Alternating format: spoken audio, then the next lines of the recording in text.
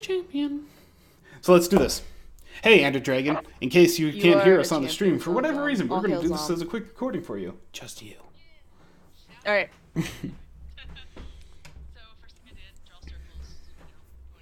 Yeah. Shout out. Anyway. So first thing I did, draw circles, ponies made of objects, simplified objects. So right now I'd say we're having it with the laying down, sitting, laying pony. As we said before, we're not 100% sure what is going on in this pose. So we're going to do our best. Please forgive us if we don't 100% understand. I'm trying to fix the look of it so it doesn't look like it's doing something naughty. You want to talk about lines? The only reason is because it looks like exactly that. And I don't think that was your goal.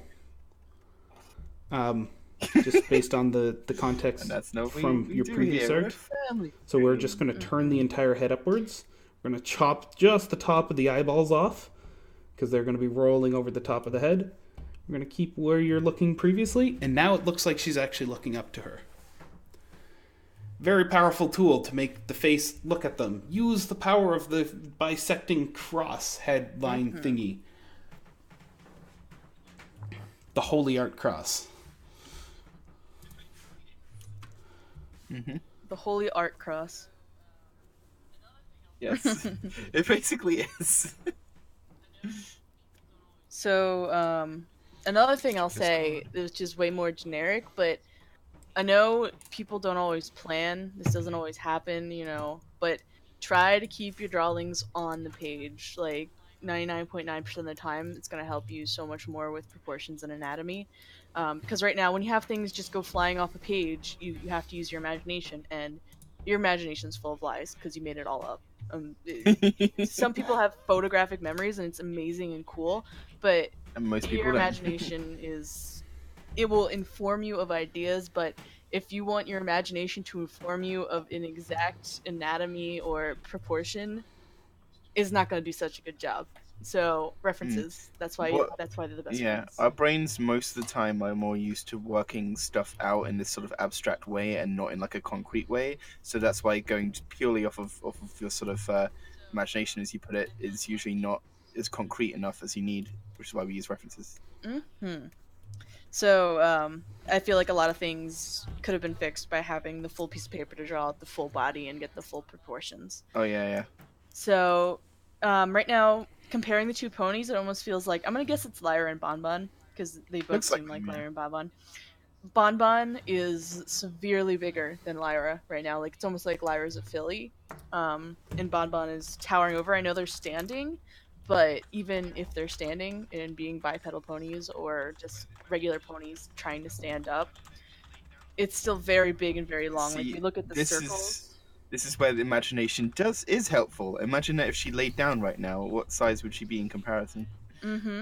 Like, I'm just, this butt circle here, this for the lower part of the body is almost the same size as Lyra's head, while we look at Lyra's butt and it's much smaller. So it's those kind of things. That's why we use simple shapes to compare. If something feels off and you see your simple shapes are different from different sizes and they're supposed to be two ponies very close to each other, odds are one of them has proportions off. Comparing, like we said. So that would be something to play with. And I do it all the time. This little tail back here. Yeah, I know that trick.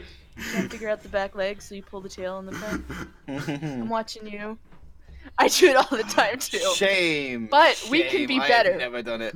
We can be better. We can do things better, and we can push ourselves every day to put that tail behind her. And even if it does curl in front of her, it wouldn't just loop up and cover her thigh, very precisely where the leg is.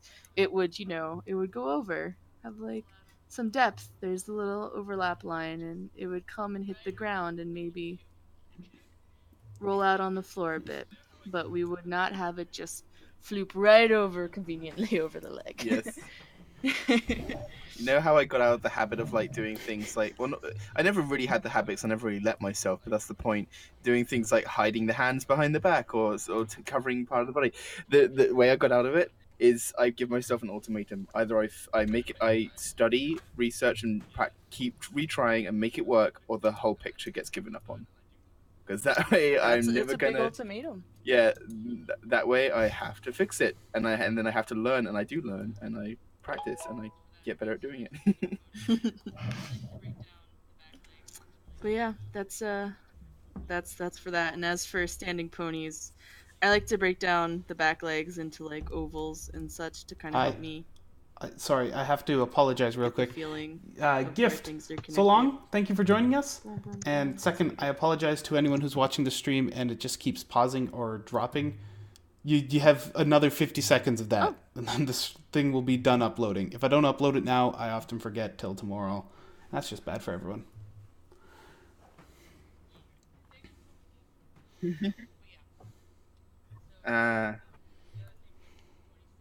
Yeah, and thanks for coming, Gift.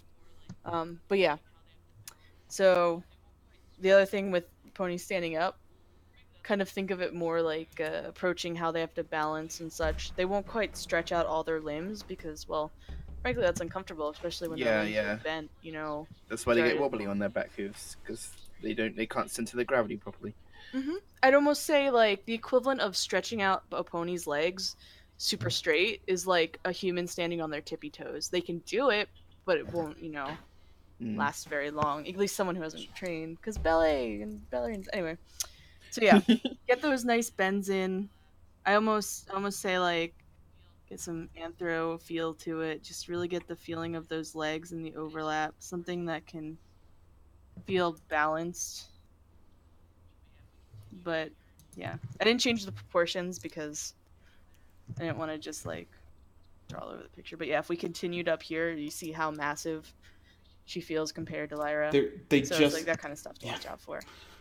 Otherwise, sadly, we wish you could hear us. Yeah. Oh, they're here. Do you have any questions? Your wish has been granted. It's a Christmas miracle. Well, they might not be able to hear it if the stream is lagging. Oh no.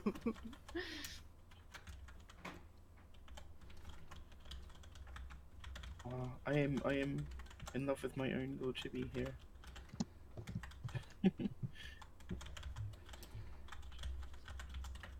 Little chibi me. I need to keep remembering to check on Discord. Alright. Just waiting on any response from Ender, and then we'll be ready to move on to the next exciting chapter.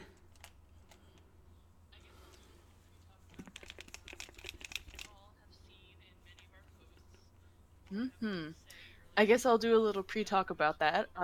As you all have seen in many of our posts, or have heard us say earlier, we are going to do a raffle for all you lovely people.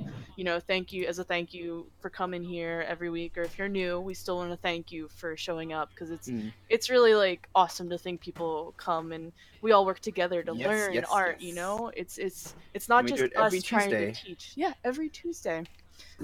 It's like we're not super duper professional, went to 7 years of art college and lived in France to study under some. Oh my gosh. We're all learning. Maybe you did. Oh, ooh la la. Exactly. I'm kidding. Art, when it comes down to it, is about helping each other, and by helping each other, everyone grows. And we all learn from doing this stream, and hopefully you guys learn. So that's what we aim for. We try. We're not perfect. We never claim to be. You got this. Except Zamzam, he's a pretty big guy. I mean, there you go.